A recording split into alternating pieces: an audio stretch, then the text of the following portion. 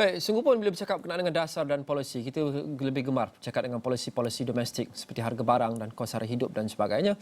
Tidak boleh kita lupakan bahawa kementerian-kementerian lain juga menghadapi cabaran yang mungkin sama besar atau lebih besar berbanding kementerian-kementerian yang lain. Kementerian luar antara salah satu daripadanya. Dan isu-isu yang kementerian luar perlu dipahami ini mungkin besar dan datang dengan spontan.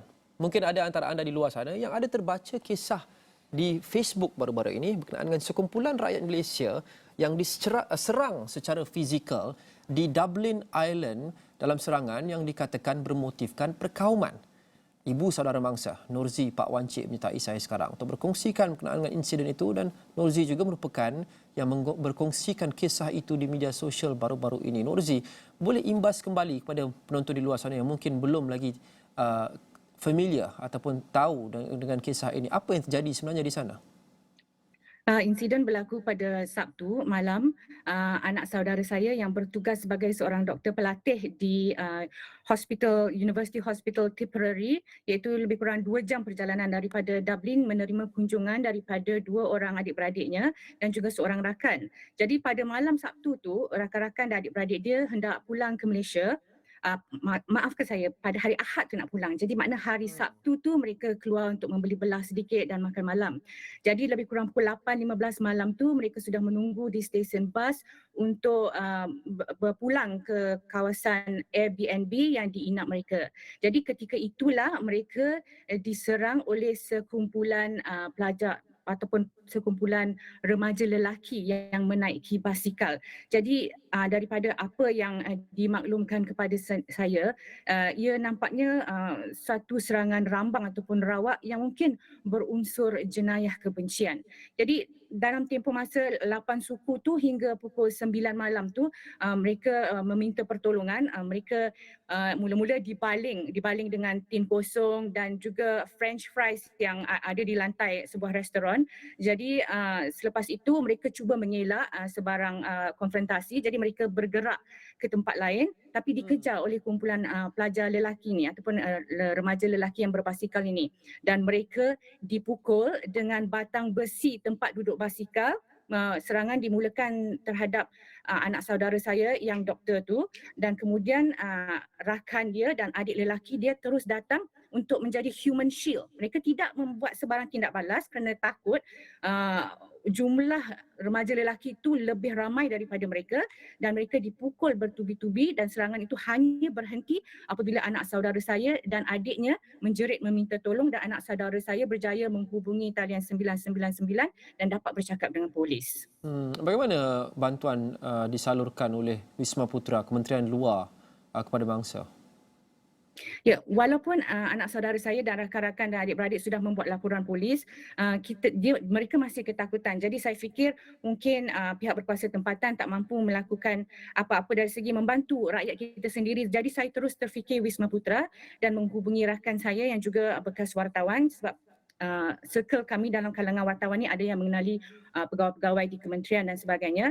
Jadi selepas panggilan telefon dibuat kepada rakan saya, yang berhormat menteri terus menghubungi rakan saya dan acknowledge yang dia telah terima kronologi event yang telah saya sampaikan kepada kawan saya, dan dia telah pun memaklumkan kepada Datuk KSU untuk bertindak segera. Jadi Datuk KSU dengan pantas. Ini sebelum menteri masuk ke pejabat, betul kalau ikutkan timeline tu? Ya.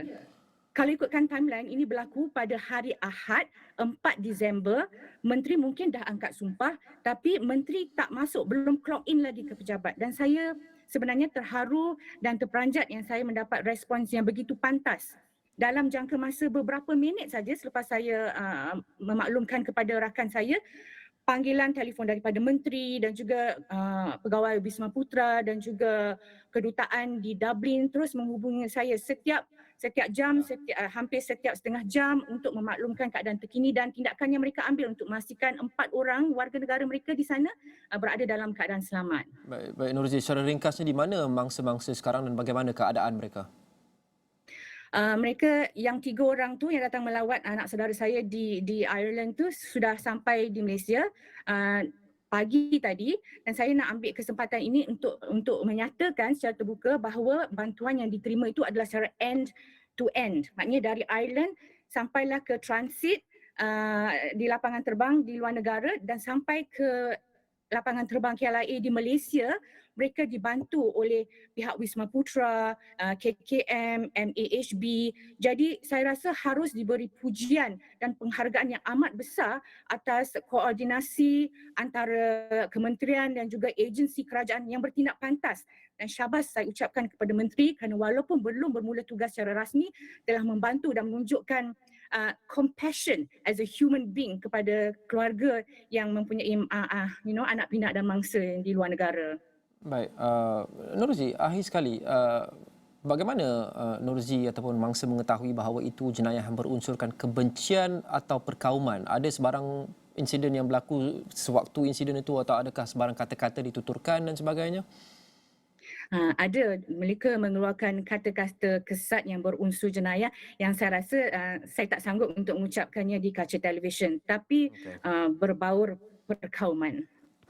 Baik, terima kasih Nurzi. Pak Wan Cik, ibu saudara kepada mangsa, kita harapkan yang sembuh itu akan cedera dan gembira untuk kita mengetahui bahawa semuanya sudah pun selesai ataupun diuruskan. Semoga ia dipermudahkan. Itu menunjukkan bahawa cabaran bagi setiap kementerian itu mungkin sama besar, sama ada domestik ataupun luar, dan cabaran itu akan datang pada bila-bila masa sahaja. Dan kita doakan agar pasukan yang dilantik untuk menganggotai kabinet kita akan berupaya mengendalikan semua cabaran untuk negara dan rakyat, sama ada di dalam atau di luar negara.